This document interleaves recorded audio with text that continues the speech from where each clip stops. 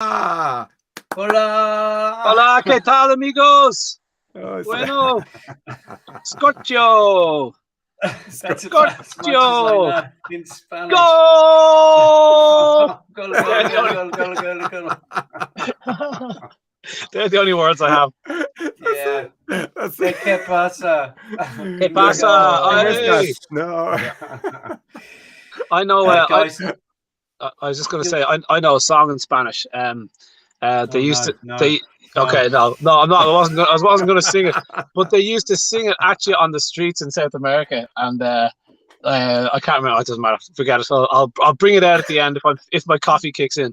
But my least favorite coffee. Sorry, insomnia. Anyway, hello, Nick. Do you want to do an intro there? You've always got the dulcet tones. You would never guess where we've just been. We have been working very, very hard, have we not, gentlemen? Very hard. The answer is yes. The answer is yes to that. We've just come back from Barcelona, where we had a wonderful conference on the whole of the Saturday. It was organised by Neas. She's the senior vice president. She did a fantastic job, and we all got together. It was an online, so it is available, guys. If you go to the Raw Feeding Veterinary Society, rfvs.info, it will be up there within the next week or so. So all the information is there. 5 really action-packed. I mean, I would say that because I love the Raw Feeding Veterinary Society and I love raw food, but it was action-packed. I do a talk, and Brendan does a talk, and Nikki Kamak does a talk, and Christian Vergara does a talk, and Amaya Espindola, I think. Espindola. Sorry, Amaya, if I got that wrong. She does a great talk as well. And so there's a lot to get into, an awful lot. And that's really what we're going to talk about today. But initially, just a 30-second impression of Barcelona. Brent, where are you?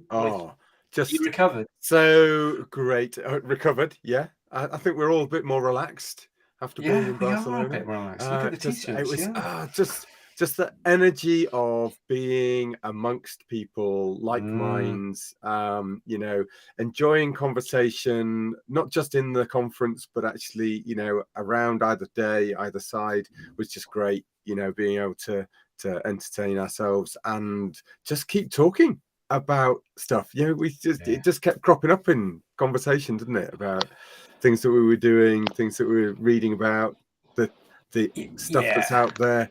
It's just great, and that's something we've missed for so long. I can honestly say, morning, noon, and night, we were discussing with Nikki on the Sunday morning. Okay, we found this little bar next to our hotel, which was actually on a nudist beach. Okay, and even there, it wasn't breakfast. It's kind of midday or so. It was late morning, and we all had a beer or a glass of wine or something like that. Even in that scenario, we were talking about polysaccharides and the impact on the microbiome and the impact on the immune system. It was fantastic. Spent a lot of time at that bar. Yeah. You spent a lot of time at that bar, Nick, did you? I can't think why. You did more than everybody else, actually. You kept on sneaking off. I'm going for a quick strip. There might be some photos of that. You just be careful. I think that was a male nudie beach, in fairness. Listen, I loved it. I say this every time I do this, but I just find it very therapeutic, because sometimes you do feel like a little bit, well, not a weirdo. Definitely felt like a weirdo a few years ago. There wasn't a whole lot of people as animated about it as you were, and as obsessed about it. Now there is lots of people doing it, and so it's just so therapeutic to be amongst everyone. You guys, meeting you guys is always great crack, and then everybody else, it's a good gang of people, and so it's just brilliant from the very offset. It's just quite relaxing, and you just talk about dogs for 3 days when you're not talking nonsense. So I thought it was fantastic. Like even outside the conference, which was very enjoyable. Even when you're sitting down at the dinner table, you're talking about stuff that you're planning on doing, and then stuff you find interesting. Somebody says something, and you think you're trying to write a mental note going, oh my God, I need to know about this. How do I not know about this? So I just love all that. I just come back brimming with ideas, and that's why I'm in a car, because I was just like, right, I'm going to get that idea going. And I'm now up the top of Derry. I saw the Giants Causeway this morning, actually. And my battery ran out of power, so no photographs, I'm afraid. I just had to enjoy it by myself, which was a very strange experience. But yeah, anyway, listen, so yeah, I loved it, and I can't wait to do it again. So more of that. My strong impression, boys, was that it's a family. We have created a family of raw feeders, people who are really, really, you know, they're either super geeky or they're a little bit geeky, but they're on the geeky spectrum somewhere along the line about raw food, okay? Because they travel all the way to Barcelona, and even if they don't travel to Barcelona, they will be watching the vids, which are available online soon, and they are obsessed, and they're interested, and they're alive, and it's a family. It's a family of vets, vet nurses, but also with more and more, it's a family of people like all our Patreon people. Thank you very much, Patreon people. Thank you all our podcast people. Wonderful. Couldn't do it without you. It's a family, and that's really, really important, because communities are dissipating in this modern society that we have. So if we are creating this family together, I think it's absolutely wonderful, and this is the future for me. So really, really excited about that. It is great. Yeah. It is great. And you created it, Nick, at the end of the day. You're the one who started it off. I might have started the party with some friends. We might have lit the blue touch paper, but everybody else is providing the gunpowder now, and it's traveling at a hell of a rate, and it's very, very exciting. But it can only get bigger and better and deeper and stronger. So I'm really, really looking forward to that. And that's the next year, is about consolidating that and energizing the Raw Feeding Veterinary Society. And what we're going to do is going to be bringing non-vets into the Raw Feeding Veterinary Society, because there's just too much energy to share just with vets. So we're going to actually, in some way, we're going to be bringing people along. So please, everybody, stay on the edge of your seats, because we're going to be bringing you into the fold, which is really exciting. And feel free to send in your recommendations as well. If you've got ideas and recommendations of that, we're always welcome to hearing that stuff. I'm sure you guys are. I mean, I'm not involved in the committee of any of that sort of thing as the non-vet of the gang, but I'm sure ideas are always be welcome. There's always just loads of stuff out there. There's always new things to be doing, and I'm feeling very animated about it as well. I just want it to grow. I want more of it. Raw dog food is exploding. Like, it's exploding. What was it? I think Nutriment used a figure there of 16 to 19%. I always use the figure 1 in 5, because there's heaps of people buying stuff in supermarkets, and and yet it's like, so we need that we need the kind of more vets and vet nurses and whatnot to realize that. And so spreading the word and ideas and tips and tricks on that would be good. The bigger the gang, the better, for sure, when we do it in Orlando next year. That's what I want from a roller coaster. It was to be on Mickey. I was thinking Greece or something like that, actually. Or Greece, I could force myself. Yeah, could you? Oh, what about sunny Wexford in Ireland? Well, I think Ireland, because it's the closest place to America, so it's about 10 minutes less on a 747 or whatever the equivalent 777 these days. So they'd be pretty happy with that. So plenty to offer. But listen, guys, we're on patreon.com/RawPetMedics, and so thanks very much for anybody that can come on there and give us the price of a cup of tea each month. That is most appreciated. And also, you can check us out wherever you listen to your podcast.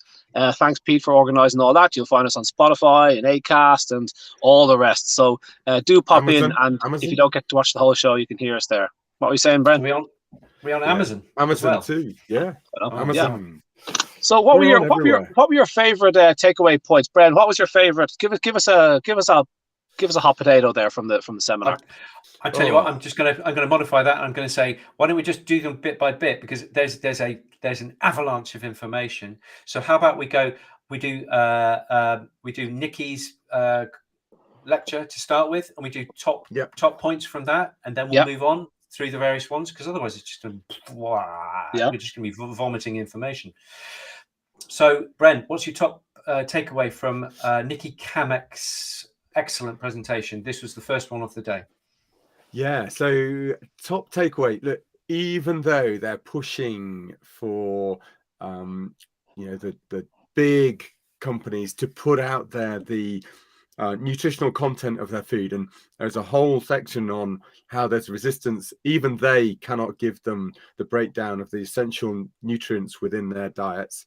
But it's so important that we are pressing our raw food companies to spend those few £1,000s to actually get their nutritional content so that we can help these guys. Now, for me, there is still, it's getting people to jump through a hoop towards FEDIAF and AFCO, and we've discussed that in the past, and we maybe should do another program just on that, just to talk about those relevant levels. But it's about, she was very much definitely wanting people to jump over that low bar. However, there are some issues with that low bar, is sometimes ridiculously high because of the nutrient content within those foods. And so there was a bit of discussion around that. You know, some of the nutrients, for instance, are really high in AFCO and FEDIAF, like zinc oxide. I think, Conor, you shouted out was one of those, because of the fact that it needs to be in so high because it's so poorly absorbed. And, you know, we've got to look at two sides of that. Yes, we want the nutrient content so we can individualize diet plans for our pets that may need more of one thing or less of another. And I totally get that we need to get that information out there. However, I'm also super conscious that there are people who are complaining about nutrient content not being to FEDIAF or AFCO guidelines that are going to whip the raw food industry over that, when actually there's a lot of work still to be done on how digestible, how absorbable the nutrient content of raw will be. So yeah, it just opened a can of worms. But then that's what good lectures are about, isn't it? It's about making us think, making us come to the table with what we need to do to change in light of what's been talked about. Yeah, totally. Brady, what do you think? Yeah. One of my questions I put to her, I think Nikki was talking about you know, the amount of like what pet food companies do and don't do. And I asked why, in light of the fact of this Hills recall in 2016, 22 million cans of pet food out the door of one factory, not a single one checked for its nutrient content analysis, and all this talk about what they say is in the food. And, you know, a good quarter of our lecture was kind of discussing that it's most of the time, for the very vast majority of the time, it's done on an Excel spreadsheet based on the ingredients that come into the factory, and they work it out, and there's a scientific formula based on how long they process it for and what heat and whatever, what they think will be in the product at the end after they've processed it. And I'm like, I'm waiting for more. And she goes, or otherwise, sometimes it's done on some other, but it's always mathematics beforehand. And you're waiting for, like, I'm sure they do checks now and again. Hills proved they didn't for 22 million cans out the door of one single factory. But I'm sure some factories do. So my question was, Nikki, do some factories, and I'm picking on dry food here, but all pet food companies, do some factories test their product after they make it to verify it? And her answer was, like, if they do, they don't publish those results, and you're not entitled to those results. And in fact, if you go looking for the results, they don't have to tell you. So as it happens, I was just looking for the omega-3 and 6 content in Royal Canin products. I can say it because they're emailing me, and it was proprietary information. They wouldn't tell me. And I was like, I need to know how much 3 and 6 is in there, because I might need to supplement my dog, because studies show these foods are deficient. So my follow-on question was like, okay, Nikki, these pet food companies are not testing their products when it leaves the factory. We don't know what nutrition is in the bag by the time you open it, because maybe the pet food company held onto it, the warehouse, the distribution, you know, and then you open it and leave it exposed to the elements. They have no idea of the nutrient content in those products. And I asked, why don't they do that? Why doesn't one company say, hey guys, we test our products and we verify that the minimum standards have been met? And her answer was quite alarming. She said, because everybody knows the secrets of what's happening, and if you try and put your hand up about that, your competitors will say, you've got a few problems, buddy, and we all know what they are, and then it becomes a slagging off match. And so none of the dry food companies say anything, because it's just it's part of the game. They're all aware, this is probably what's in it by the time you feed it to your dog. And I was just a bit horrified. I thought there was more processes in place, even though I kind of knew from back in the day of looking at this stuff, but she kind of verified that. And so, like, talk about, Brenda says, getting pet food up off the floor. My God, you know, that's the floor for me, because they have no idea what it is. What about you, Nick? What did you think? Well, I've got a lot of takeaways. I was really quite blown away. But what she did say was that if you look at the WSAVA guidelines, this is the World Small Animal Veterinary Association guidelines, they say only deal, and this is off the top of my head, only use food from a company who has a board registered vet. Oh, yeah. She was saying half the vets who are registered with these big companies who can afford to employ a number of vets, half of them, they're in marketing and they're not even in food formulation, and that the guidelines say that you should know what's in your food. And yet when as you've proved just now, Connor, when you ask them, or when Nikki has done quite extensive asking these guys what's in your food, they'll just say, sorry, proprietary information, we can't tell you that. So actually they're almost universally going against the WSAVA guidelines. So one has to ask, to what end is the WSAVA guidelines? Yeah. However, what she did say was, and this really struck me because I do it all the time, don't just slag off kibble, because it basically, which I do, and I think we should do, but I think as well as the carrot, as well as the stick, we need a carrot. So she said, don't just sit and slag off kibble. Try and look for information to say why raw food is good and why real nutrition is good and why it should be something that we're all striving for. And to that end, she said, toppers act as gateways, just as, you know, certain soft drugs will act as gateways to certain hard, horrible, you know, life-threatening drugs. Toppers, putting a little bit of meat or a little bit of herbs or a little bit of maybe a little bit of slightly cooked material on top of kibble. If people then see an improvement by doing that, then that is a gateway into thinking, well, there might be something within this whole raw food thing. And so don't dismiss it. And later in her talk, she said, what nutrition religion are you? Because we do all tend to kind of categorize. It's like you're either a Frankenstein, a prey model, 80-10-10 model. Yeah, exactly. Or you're a bath, or you're an 80-10-10, or whatever it might be. But actually, we all haven't really got a lot of idea of what we're feeding dogs. The reason that the raw food brigade, and I'm talking as a very broad church, the reason I think that we score a lot of points is because we are feeding the real deal, what animals have evolved to eat, and we're feeding variety. Whereas she was saying in the States, 90% of people in the States, and this horrified me, in the States, 90% of people just feed one food for, you know, a whole life stage, or even a whole life. You know, it'll be a kibble, that's it. My dog eats the blue bag of kibble and everything's fine. Horrific. Absolutely horrific. Yeah, so that's definitely a key point there. Not slagging people off. She said, like, if you do that, they're just going to entrench, and just, you're not going to bring anybody with you. And that's a classic business thing as well.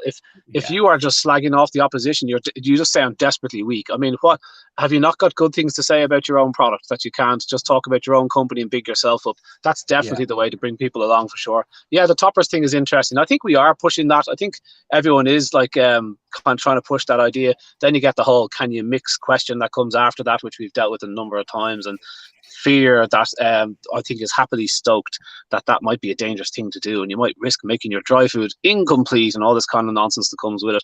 The next talk was a Mila's talk about toxoplasmosis. Toxoplasmosis? Toxoplasmosis. The next talk was mine. Just before you do that, okay, just a big shout out, Nikki Mack, who has been basically flying back just yesterday. Is already joining us and making her own comments in, just because she's missing us so much. She's great. Look at that. Is she mad? Is she mad? She's only just got off the plane and she's on the computer to watch us again. Worried and that she's been looking at us all weekend. That's the jet lag. Won't let you sleep. Keep talking nutrition. Yeah. So good talk. Oh, we love you, Nikki. Yeah, very good. Brilliant, Nicky. But you Wonderful, were great next. work. You were next, Nick. Will we do So- you next? We'll move Yes. that. We'll move over quite quickly. But you did mention, Conor, that you wanted to talk about this respiratory quotient. It was Mark Roberts. Remember when we spoke to Mark about 4 months ago? He was saying about dehydration in athletic dogs can be greater if they're fed kibble. And very simply speaking, it goes a lot deeper than this. But very simply speaking, the idea is that if you're eating kibble, you're eating a lot of carb. If you're eating a lot of carb, you're breaking down that CHO into carbon dioxide. So you've got a greater carbon dioxide level in your blood, which you have to get rid of if you want to do any significant exercise. Otherwise, you'll get acidotic and all that kind of stuff. And so you have to blow it off. How do dogs get rid of these gases? Answer: they pant. And if you pant, you dehydrate more. And if you even a 1% degree of dehydration over years and years and years, because you're eating carbohydrate, that's going to have a dehydrating effect, and thus you will be more prone to stressing your renal system. How's that? Yeah. That's a Absolutely. 45-second summary of a 10-minute conversation we had with Mark Roberts. If you're interested in this stuff, Mark Roberts explains it very, very well about 4 months ago. Yep. Yeah. So yeah, all very, very, very interesting stuff. So that's about it's starting to cool. Quotient. Yeah, Roberts is going to be doing lots of work this winter because it's just starting to get cold now. So he's back out running his dogs, which rest up for the summer, and it's getting cold again. So he's back out, and he's just posted there recently. He says that he's got some goals to hit over the next year or two with this new pack of dogs, new group of dogs he's running, and so they're all raw fed. But he brings an element of science to it and analysis. And so he's just analyzing everything, and that's just fabulous because you're going to get great loads of little ideas and data. So he knows more about carbohydrates and whatnot in dogs than most people. That's what his doctorate was on. So he's going to be tracking all that. So we're going to get lots of great info out of that. So he just posted his first video there, 2 weeks of him booting through the forest on wheels because the snow's not quite there yet, and talking about each dog. And he goes, "This dog's a lunatic. This is the old dog. He's the calm one of the pack." And it's just so interesting to see how they work it all, you know. But I loved your talk, Nick. Yeah. Oh, no, let me not interrupt you saying that. Conor, go ahead. I loved your talk, Nick. It was delivered with just excellent composure as always. But your nice use of a case study at the end, which everybody said was just fabulously used, because you can get lost in the science a little bit sometimes, and it's nothing is as convincing as seeing a 15-year-old giant Labrador doing zoomies, so it's just amazing. That dog in anyone else's hands would have been, laryngeal paralysis. This is Karen's dog, by the way, everybody, Karen was on the show a while ago talking about him. This is Newton. And, but when he starts to get mild kidney issues, there's a set protocol. You're saying stage 1, 2, 3, 4. This is what you do when you see any sort of a blip in the bloods, straight onto low protein food and various bits and pieces, and down that ladder you're going to go. Whereas you look at this dog who's still eating raw with enviable phosphorus levels, which we all touched on, and that was very interesting. And he's doing zoomies around the garden. And I couldn't help but think everybody thought the same thing, because you structured it very well, which was like, would this dog be doing zoomies at 15 years old if he was on this bump with a mild touch of kidney issues, as everyone's going to have when you're in very advanced years? So it was just lovely to see, and it was a very great way of ending, because you're left with you're leaving the talk on a high, and I'm thinking, I'm going to steal that. I'm going to steal that approach, and I'm going to make my talks better. So I just thought that was a very, very well delivered talk, Nick. So well done. Bless you. Bless you. Yeah, praise indeed. And even better, the fact that he commented that he worked with us guys.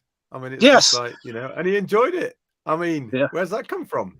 We normally give him hell. Well, it was that brown paper bag you gave me in the car park with there you go. with lots of notes. That did help, boys. We got dinner. But no, this is an amazing thing to guys. Basically what I said, guys who are watching, not you guys, because you know what I'm going to say. Just saying, this is a wonderful forum. And I suggested to people, even if you just have a WhatsApp group with 2 or 3 of your mates, where you just say, "I've just found this, isn't that amazing?"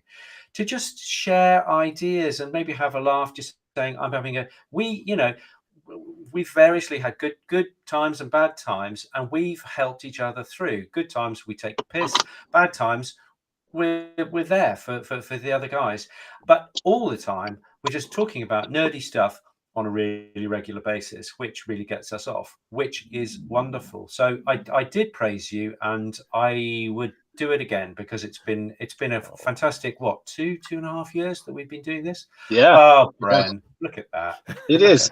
It's therapeutic on a small scale. It's great. It's great to have that. I'm sure lots of people that are doing their IPEC courses or whatever, you meet these group of like-minded nerds with similar interests, and it is therapeutic. It's great. It's great fun. You need it. What about the next one, Brad? What about toxoplasmosis? What did you take away from that? We made some comments about vitamin D. We've got to pick Nick's apart a little bit. Okay, I think, go for it. There was a very interesting point that actually good old Nicky pulled in.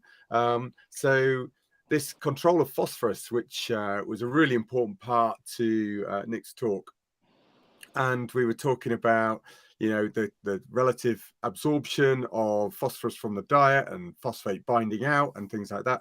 And something that I've been doing is looking at using vitamin D to try and control those cases in more end stage kidney disease, and sort of realizing there's not always enough in the organ meats that they're getting.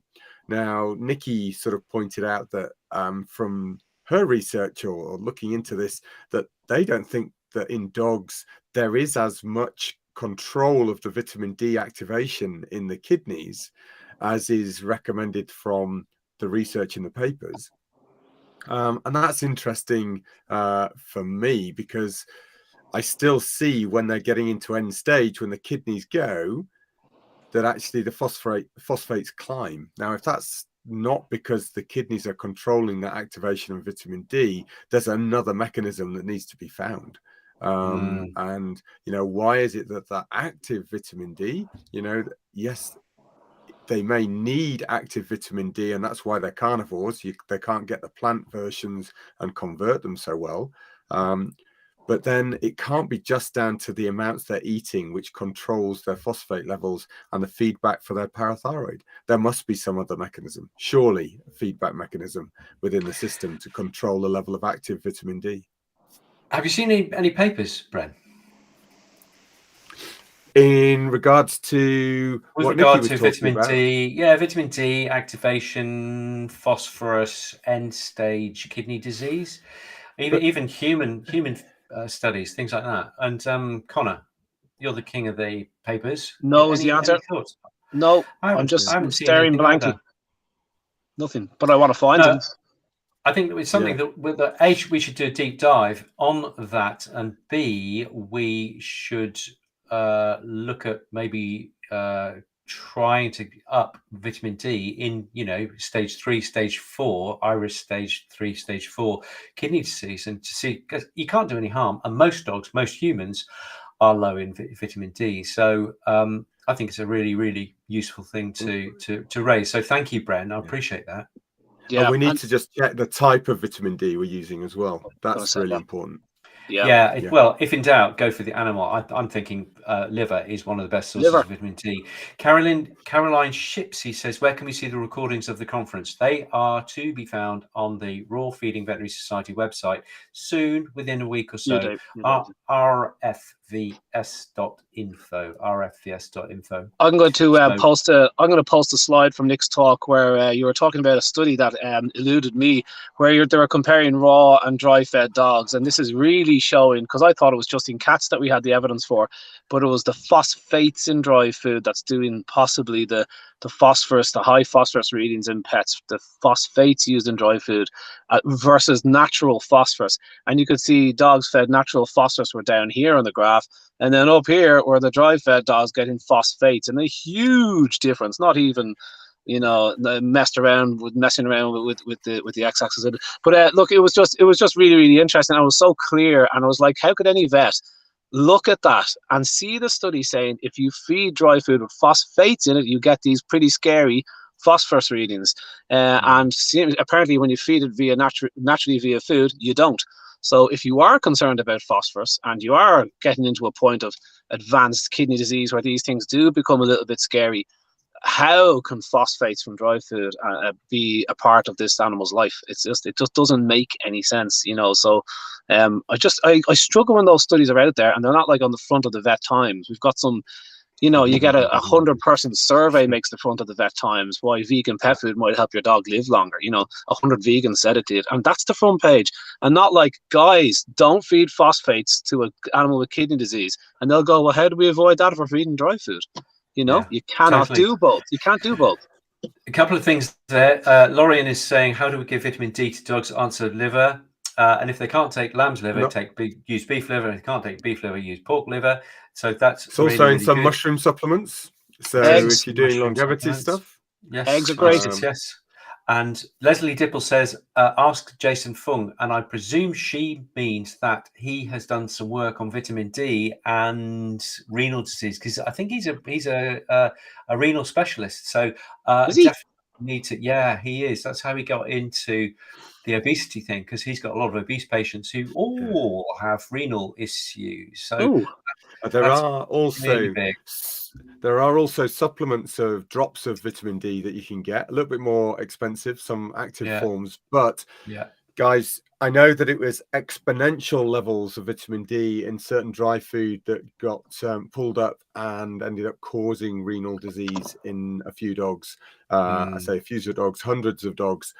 So it's not a case of just tip as much as you like in. I think there is a sort of max level just to be a wee bit cautious about. Is that really hard to get to that with normal foods like liver? I think you'd be feeding exponential amounts of liver, which they just wouldn't take. But we've just got to be a wee bit careful if you do supplement. And perhaps if you're adding in furious amounts of vitamin D, it's kind of like a hole in the bucket scenario. It's like dogs with IBD and they've no B12. We'll give them a B12 injection. You'd say, well, he's got his gut flora is shot, and so if you fix the gut flora and you get your B12 back because he's eating plenty of choline, they don't need. So like, is it that if you have to feed more than 5% liver and you're getting an egg in there, that's more than enough vitamin D for anybody. Is it a point where you know, I don't know where I am with supplementation. I just really don't know. He's gone. He's gone.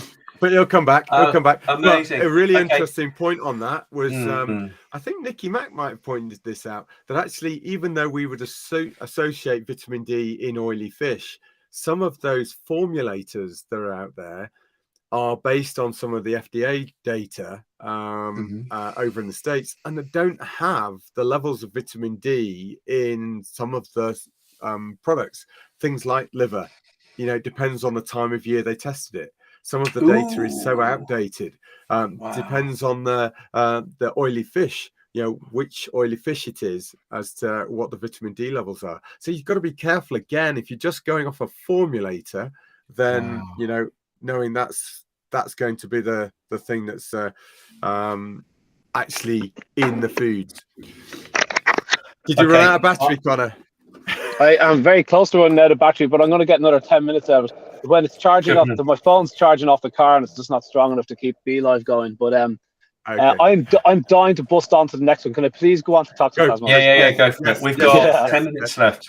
Okay, let's just try to see how long I've got out of my phone. So Amaya's talk was brilliant. There's a vet that's just fizzing with what's the word? You know, it's infectious. You're watching her presenting on something, and she's clearly bubbling about it, and she can't wait to get to, you know, the point. And I just find that really infectious. It's like, so infectious, toxoplasmosis. So like, initially I thought, okay, I'll check this lecture out. Here we go. And as soon as she started talking, I was in. So she was talking about toxoplasmosis in cats, giving us the background to that and a few other little nasties. But one of the really takeaway points about this nasty little parasite, well, that so many cats have and can get into humans, so we're a little bit alarmed to it, is that they found recently that cats that have a low presence of this enzyme, don't ask me to repeat the name of it because I desperately tried to learn it before we switched on, and obviously I've forgotten it, but it resulted in, just to sound smart, but it resulted in high linoleic acid, like omega-6 levels in the blood, and that this is what the parasite likes. And so what she did with that and the next slide, she said nutritional status affects how well you are going to be hit with your parasites, and the gut flora. And there's two things where dry food scores so badly. We know that raw-fed dogs have a more balanced gut flora, species richness, all this kind of stuff. We're not quite sure of the health implications of that because it's very hard to get those bits done. You need long studies. But the nutritional thing was very interesting to me. So linoleic acid is an omega-6. It comes from eating plants, okay? I always think omega-6 plants, omega-3 animals. That's a very easy way to sum it up. But omega-6 is like this linoleic acid. If you're going to feed lots of grains and plant protein, you get very high omega-6. So studies of dry foods and dry-fed dogs show they've got lots of omega-6. Linoleic acid is one of them, and only a little bit of omega-3 because that's the expensive stuff. God helps putting in a bit of fish oil into the dry food. And so that makes cats more tasty to this toxoplasmosis. That's what it needs to reproduce, to switch on and reproduce. Perhaps it's the omega-6 that spikes inflammation and crashes the immune system and distracts it. Who knows? But then I thought, dry food is full of omega-6 linoleic acid. So in a way, you could say that puts your cat at risk of being more attractive to the baddies.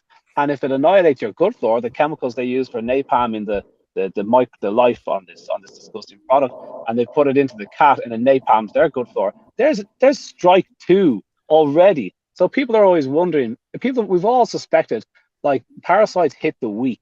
Like, the terrain has to be right for these guys to get you. And her talk, just in 2 short slides, just hammered that home. I said, oh, nutrition, oh, gut flora, 2 things that can just set the terrain right. And then the bug says, I'll have him, he's lovely.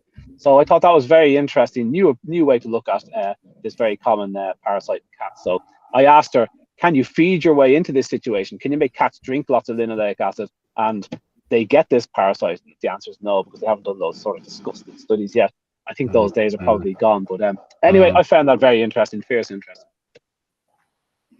And doesn't that also, there was a release by Cat the Vet that we talked about a while back on carbohydrates in cats' diets, and how there was a certain nutritionist that was very experienced, but saying there was absolutely no downsides to having those high carb diets within the food.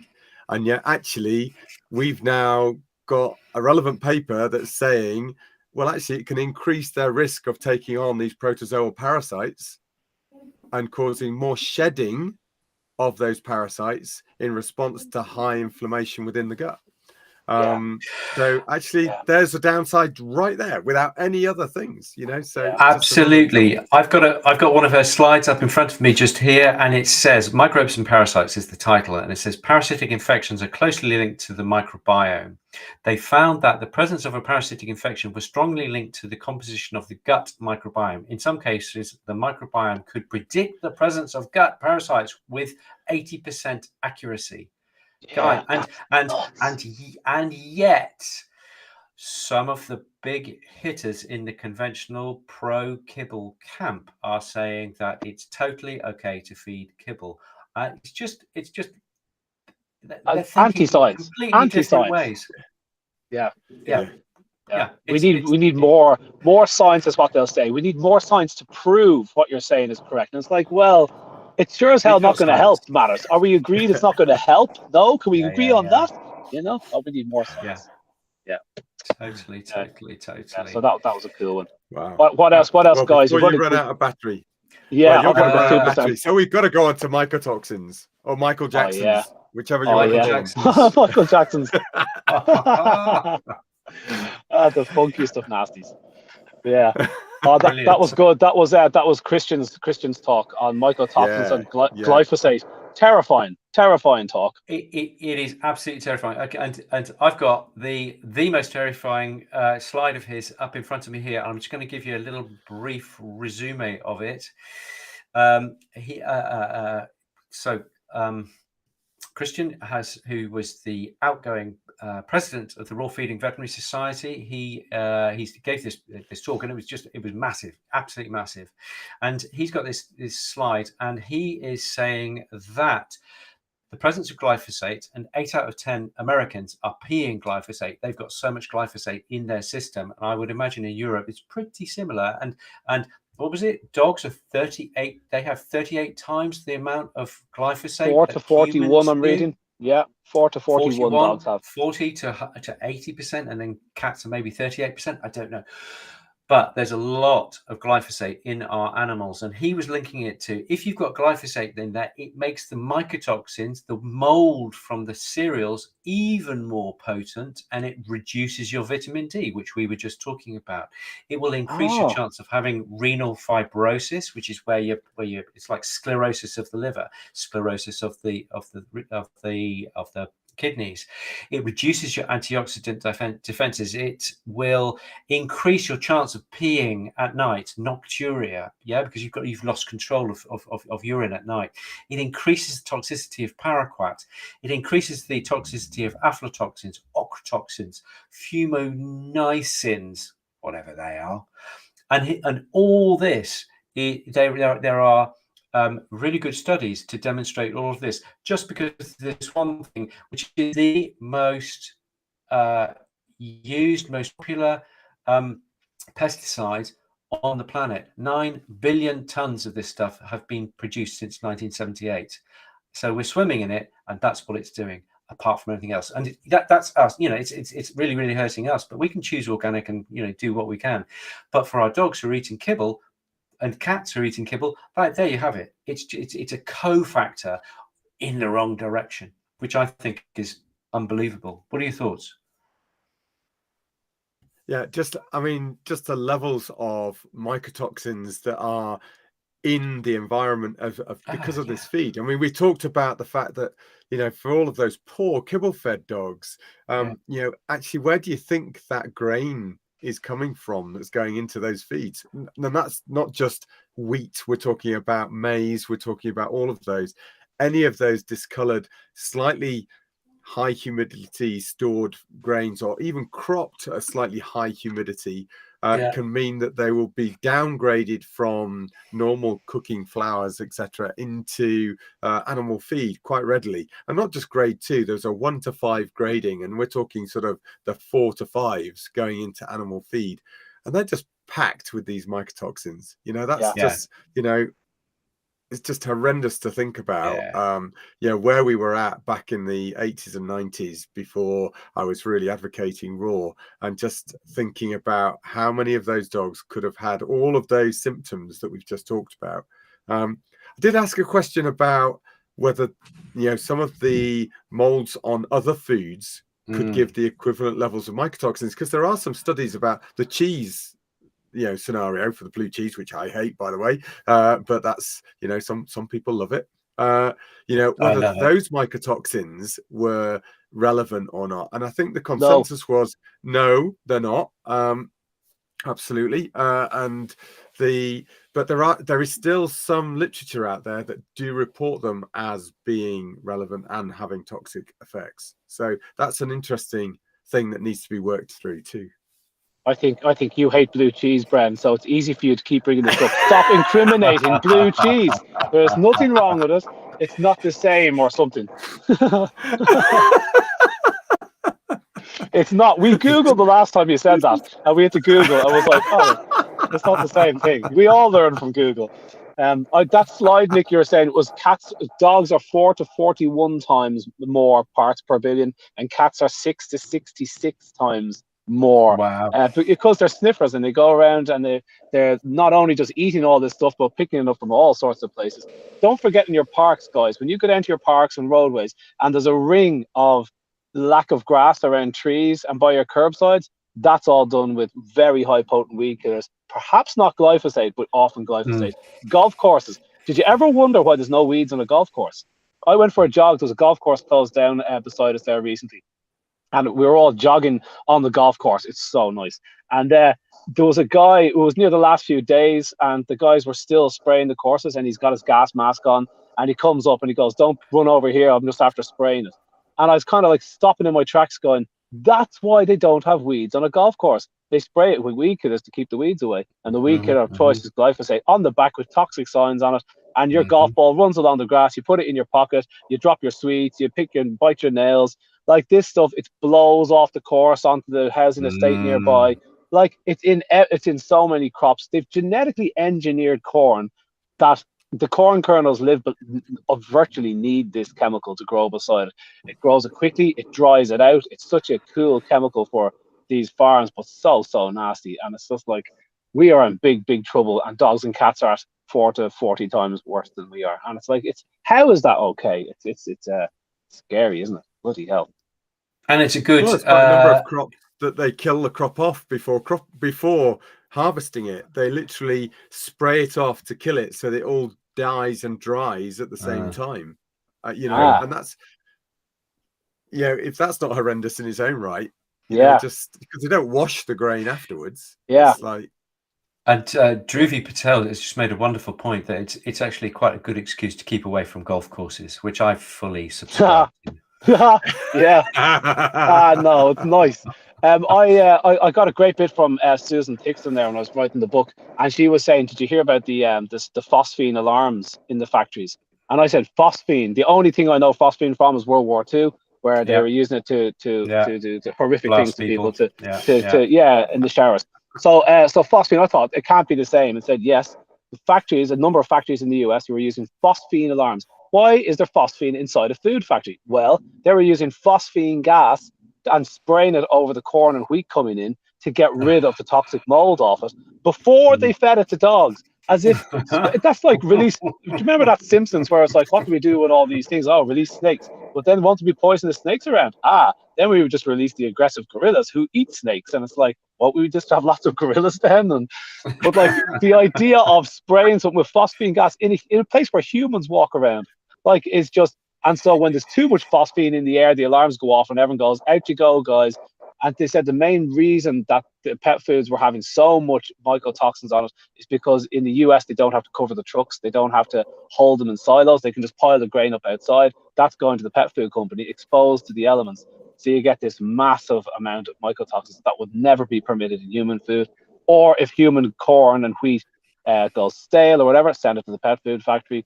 It's just extremely nasty. And nobody ever talks about that one. Nobody, raw dog food can't have that in it because we don't use those grains. So just another plus for us, What else was there? Was one more talk.